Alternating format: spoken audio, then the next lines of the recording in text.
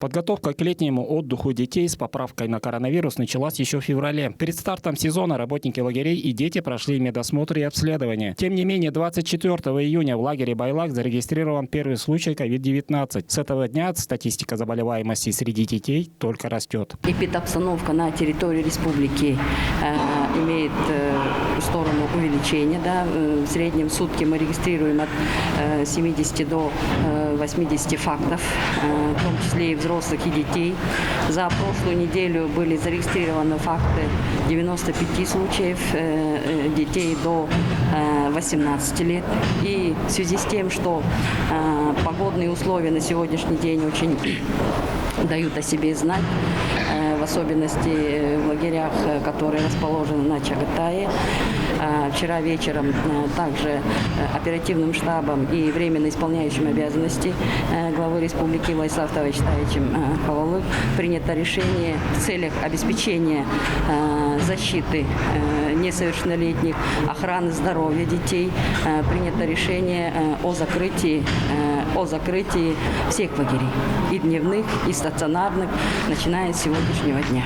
После ковидной вспышки в лагере Байлак Минобрнауки Тувы запустил анонимный опрос граждан в социальных сетях. Около 70% респондентов ответили, что в условиях пандемии отдых детей в лагерях отдыха продолжать не стоит. Очень жаль, что такая ситуация получилась, но тем не менее мы должны осознать и понимать ситуацию в республике нашей. Поэтому второй сезон, который мы должны были открыть 8-9 числа, значит, это будет переноситься на более поздний срок, пока ситуация в республике улучшится.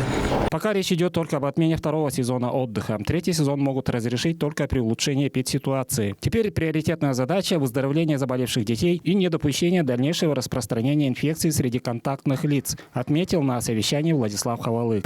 В настоящее время, состояние детей стабильно. Дети, которые находятся в детском отделении Республиканской детской больницы, которые развернуты под коронавирусную инфекцию, состояние их средней тяжести, ближе к удовлетворительному. 31 ребенок в настоящее время находится, 11 уже выписали на амбулаторное долечение, у них получены отрицательные ПЦР-анализы. 36 детей у нас в настоящее время находятся в изоляторе, у которых ПЦР-анализы положительные, они под наблюдением, то есть без какой-то клинической выраженной картины.